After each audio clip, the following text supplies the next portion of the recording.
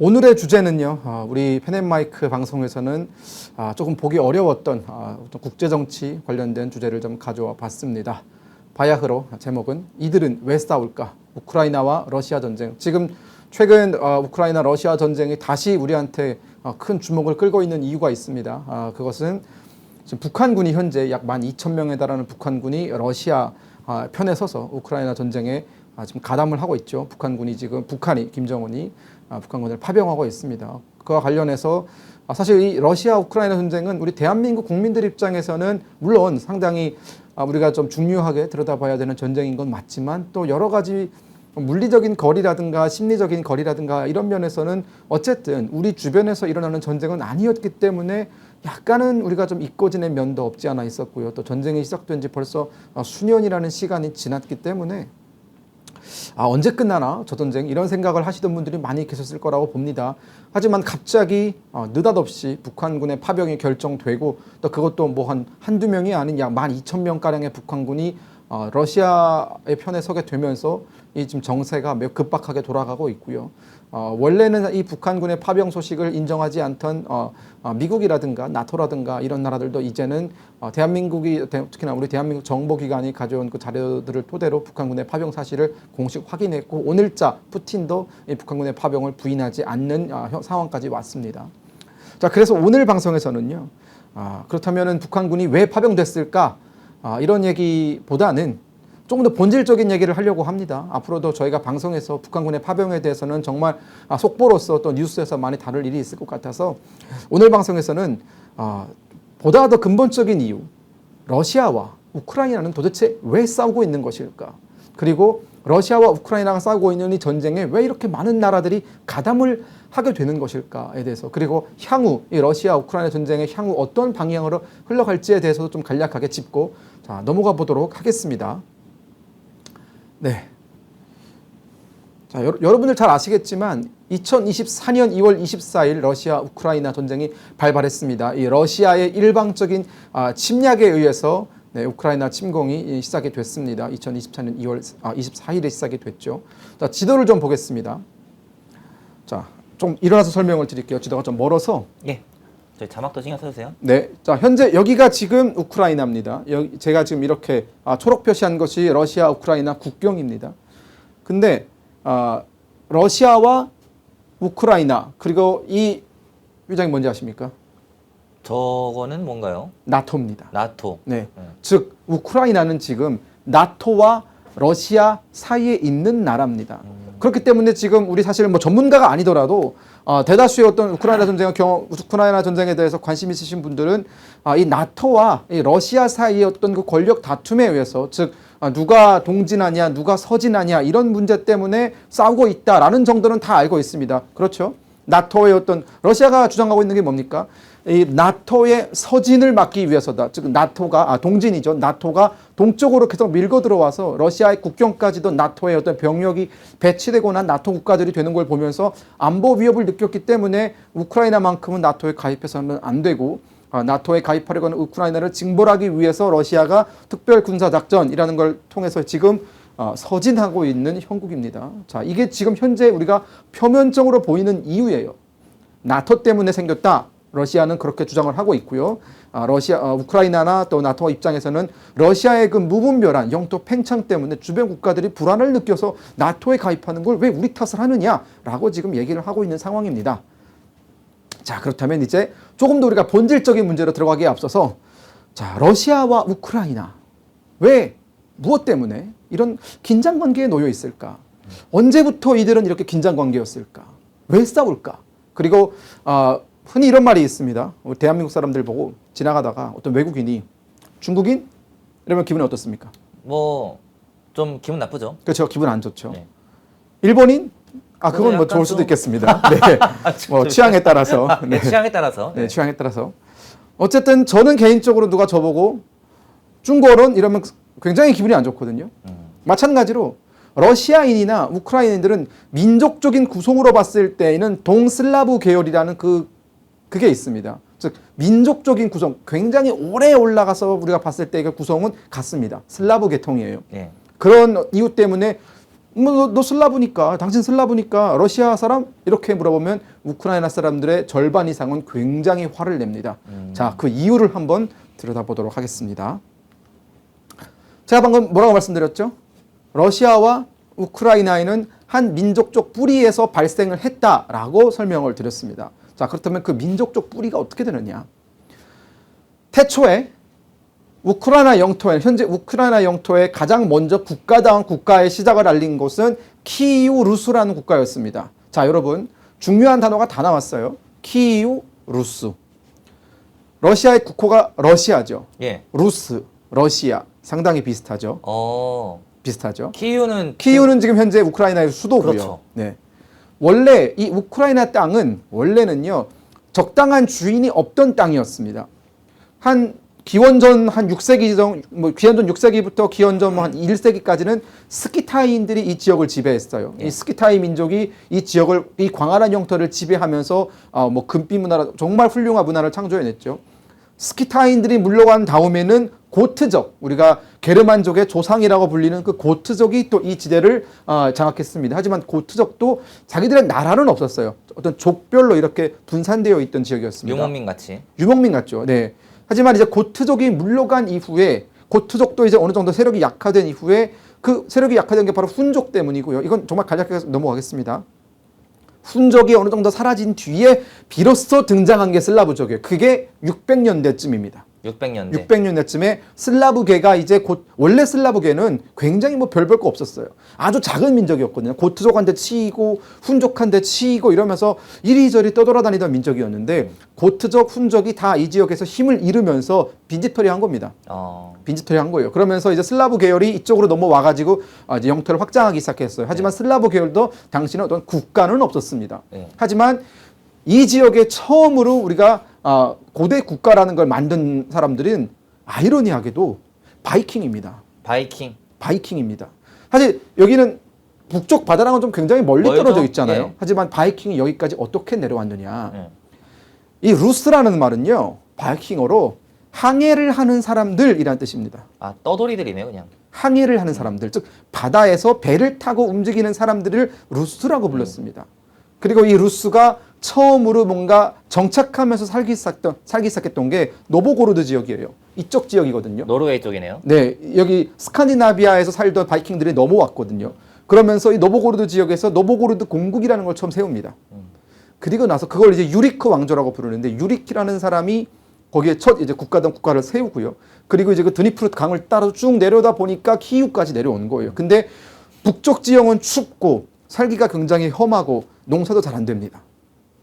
근데 조금 배 타고 내려오다 보니까 강을 따라서 키이우라는 곳에 도착했는데 너무 땅이 넓은 거예요. 풍족하죠. 예, 풍족하죠. 그렇죠. 모든 게 풍족한 거예요. 날씨도 진짜 좋은 거예요. 그러다 보니까 여기에 터를 잡고 이제는 세력을 늘리기 시작했습니다. 그래서 많은 역사학께서는 키이우 공국 시대라고 부르기도 하고요. 키이우 루스 시대라고 부르기도 합니다. 혹은 루스 공국 시대라고 부르기도 하는데 요즘 통상적으로 쓰이는 건 키이우 루스입니다.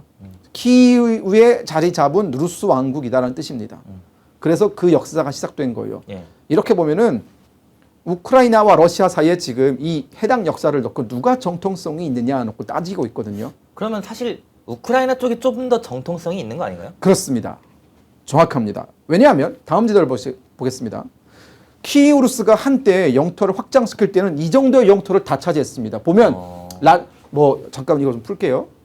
라트비아라든가 리투아니아라든가 에스토니아 이 지역도 다 당시 키이우루스가 장악하고 있던 지역이었고요. 벨라루스, 여러분 벨라루스, 이 벨라루스란 나라도 결국 루스에서 따온 겁니다. 네. 백로시아라는 뜻이야. 벨라가 히다라는 뜻이거든요. 히다. 벨라루스, 키이우, 모스크바 일때까지 다 장악을 했다가 이들이 굉장히 번영을 해요. 번영을 하면서 블라디미르 공작 시기에는 엄청나게 15만에 가까운 대군을 유지하기도 하고 이럽니다. 그게 그 600년대를 말씀하시는 거죠? 아까 말씀드린 것처럼 이게 이 나라가 882년에 건국이 됐고요. 882년. 네, 882년에 건국이 됐고 약 1100년대 이쯤에는 가장 큰 전성기를 구가하거든요. 1100년대쯤에. 네. 그러다가 우리가 보통 역사에서 보면은 굉장히 유명한 사람들이 있을 때 우리도 뭐 광개토대왕 장수왕 시절에는 얼마나 잘 나갔습니까? 그렇죠. 그러다가 그 두 사람이 죽고 나서부터 나라가 쪼그라드는 거잖아요. 그렇죠. 그러면서 이 우크라이나의 어떤 영광을 이끌었던 이 키이우 루스의 영광을 이끌었던 사람들이 사라지게 되면서 이제 키이우 루스는 점차 분할되기 시작합니다. 그때 떨어져 나온 게 바로 러시아의 원조라고 할 수 있는 모스크바 공국입니다. 모스크바 공국이 그때 떨어져 나온 거예요. 그때 떨어져 나온 겁니다. 그러면서 이때는 사실상 분할 독립 체제로 갑니다. 물론 키이우 루스라는 하나의 울타리 안에는 있지만 뭐 나라를 유지하는 것보다는 그냥 우리 서로 이렇게 하는 게 낫겠다라고 해가지고 모스크바 공국이 그때 떨어져 나가고 다 이제는 또 독립 국가 체제로 흩어집니다. 그래가지고 키이우 루스가 사라지게 되거든요. 이 빈틈을 누가 치고 들어왔냐? 이 키이우 루스는 결국 무엇 때문에 무너졌을까요? 이 분리돼서 무너졌을까요? 분리돼서 무너졌겠죠? 전쟁으로? 아닙니다. 얘 때문에 무너졌어요. 아, 징기스칸. 몽골 때문에 무너졌습니다. 그렇죠. 징기스칸의 손자인 바투가 이끌고 온 몽골군에 의해서 키이우 루스가 한 번에 함락이 당합니다. 왜냐하면 키이우 루스가 만약 그 전에 어떤 그 영광스러운 시대의 그 모습을 가지고 있었더라면 어느 정도는 몽골군과 뭐 저항을 했겠죠. 저항을 했겠죠. 유의미한 저항은 분명히 했을 겁니다. 네. 근데 제가 말씀드렸죠. 다 갈라져 있었다고. 그러다 보니까 각계격파당한 겁니다. 뭐 그래서 모스크바 당하고 뭐 이런. 모스크바 공국도 휩쓸고요. 키이우 공국은 심지어 전투가 시작된 지 9일 만에 함락이 돼요. 9일 만에 나라가 망한 거예요? 나라가 망한 겁니다. 그러면서 이 지역을 지금 이 빨간 지역 여기죠. 여기가 다 이제는 캄차크한국이라는 그 몽골이 다스리는 그런 나라가 된 겁니다.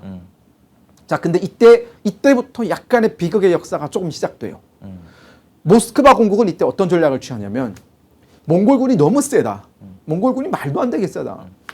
야, 저런 몽골에 맞서 싸우는 것보다는 일단은 항복하고 후위를 도모하는 게 낫지 않겠냐라는 전략을 취합니다. 그렇죠. 그러면서 큰 전력을 잃지 않고 바로 엎드려요. 바로 엎드려요. 키이우는 멸망을 당한 거고. 이제 키이우는 맞서 싸우자 이겁니다. 왜냐? 키이우 루스는 자기들이 본산입니다. 그렇죠. 내가 이 지역의 우두머리인데 내가 우두머리인데 몽골군이 쳐들어왔다고 내가 이거를 물러날 순 없지 않냐 이래가지고 싸웠다가 그냥 거의 모든 남성들이 전멸당하는 결과를 가져오거든요. 그러면서 그때 어떻게 보면은 본인들의 세력을 지켰던 모스크바 공국은 그 뒤에도 힘을 비축하면서 커집니다. 속국이니까. 예, 몽골이랑 그냥 교역 관계 맺으면서 뭐 이런 뭐랄까요, 곡물 관계, 곡물을 바치면은 몽골이 알아서 이렇게 해주는. 그리고 사실 몽골은 모스크바에 관심이 없었어요. 그게 뭐가 나오겠습니까? 죽고 뭐 땅도 없고 아무것도 안 나오고. 근데 키이우 쪽은 너무나 비옥하니까 그렇죠. 몽골이 시간만 있으면 키이우를 털러 갑니다.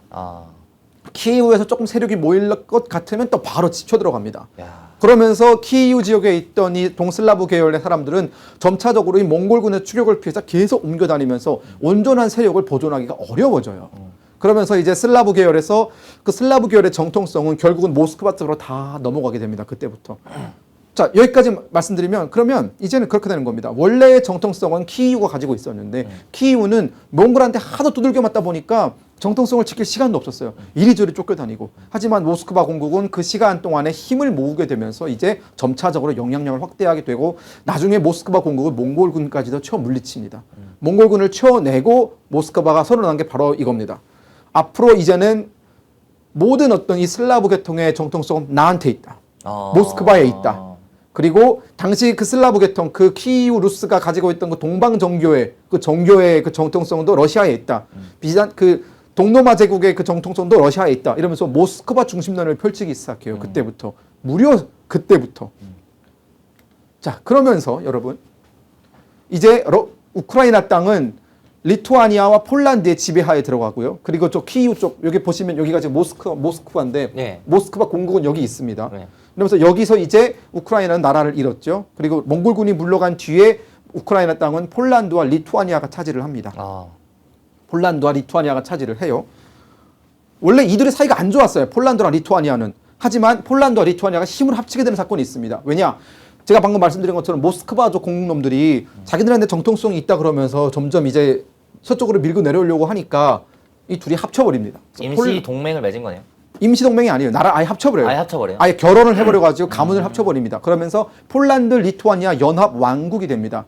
이 폴란드, 리투아니아 연합 왕국 시절에 여기 영토가 지금 다 우크라이나 영토예요. 그러니까 얘네는 지금 우크라이나 영토에 이걸 세운 겁니다. 여기서 중요한 게 나와요. 우크라이나라는 명칭이 이때부터 시작됩니다. 폴란드, 리투아니아 왕국 시절에 이 사람들은 러시아의 침공을 막는 게 중요하기 때문에 그 우크라이나의 어떤 자신들이 지배하고 있는 우크라이나 민족을 정말 가혹하게 탄압하지는 않았어요. 그들이 언어를 본인들의 언어를 쓸 수 있게끔 어느 정도 문화를 풀어줬고 여러 가지 면에서 융화 정책을 했습니다. 그러다 보니까 이 우크라이나라는 말은 결국은 리투아니아 어원 계열에 따르면 리투아니아의 변방이라는 뜻입니다. 리투아니아의 변방. 리투아니아가 여러분 여기 어디에 그 수도가 있거든요. 뭐 여기가 우크라이나 아닙니까? 리투아니아의 변방이다 라고 해서 우크라이나라는 이름이 그때부터 만들어집니다. 근데 러시아는 이걸 어떻게 해석하냐면 아니다. 모스크바의 변방이기 때문에 우크라이나인 거다 라고 해석을 합니다. 자기들 최근에. 멋대로 해석한 거네요. 그렇죠. 모스크바 중심에서는 모스크바가 중심이고 그 변방이라는 단어는 모스크바에서 변방이기 때문에 변방, 우크라이나라고 부른 거다라고 지금도 우기는 역사학자들이 있어요. 네. 그렇습니다. 그러면서 폴란드, 리투아니아 왕국이 맺어집니다. 자, 제가 그러면 이렇게 초록색이 칠한 지역이 뭐냐? 근데 여기서 제가 초록색을 칠한 저 지역에서 우크라이나 독립운동이 발발하기 시작합니다. 왜냐하면 우크라이나도 결국은 옛날에 한 나라였지만 이제는 그렇죠. 폴란드에 치이고 리투아니아에 치이고 모스크바 공국에 치이고 이러면서 너무나 어떻게 보면 순환의 역사를 오래 겪다 보니까 우크라이나 사람들은 조금씩 각성하기 시작합니다. 우리도 이제는 좀 우리의 나라를 가져야겠다라고 하면서 이 지역이 정말 엄청 비옥한 농토지대인데 이 지역을 중심으로 코사크라는 운동이 일어납니다. 이 코사크라는 건 하나의 운동이기도 하고 독립군이기도 해요. 우리 표현으로 따지면 독립군입니다. 독립군. 코사크 용병부대가 만들어지는데 이들의 전투력이 어마어마했습니다. 우크라이나는 원래 굉장히 잘 싸우는 민족이었어요. 그러면서 이 코사크 용병들이 이제 폴란드를 상대로 이제 그 폴란드 리투아니아 이 왕국을 상대로 독립 전쟁을 일으킵니다. 네, 이 코사크 집단 자 설명했으니까 넘어가겠습니다. 이 러시아 남부와 우크라이나 일대 정주한 자유전사 집단이라고 불리고요. 이 등치빨 보세요. 엄청나게 잘 싸우는 사람들이었어요. 예. 그러다 보니까 이들이 너무 잘 싸우다 보니까 한때는 폴란드에서 이들을 회유해가지고 자기들의 전쟁에 써먹기도 하고요. 또 어떤 때는 러시아가 이들을 회유해가지고 자신들의 전쟁에 써먹기도 합니다. 그만큼 코사크는 그때 유럽에서 제일 잘 나가는 용병 집단이었습니다. 하지만 이 용병 집단이 결국 나중에 우크라이나 독립운동을 위한 그런 어떤 집단으로 변모하게 되는 거고요. 인터넷 검색창에 펜앤마켓을 검색해주세요. 펜앤마켓은 펜앤드마이크 구독자분들을 위한 종합 쇼핑몰로 좋은 상품으로 온라인 최저가를 목표로 하는 마켓입니다. 많은 관심과 사랑 부탁드립니다.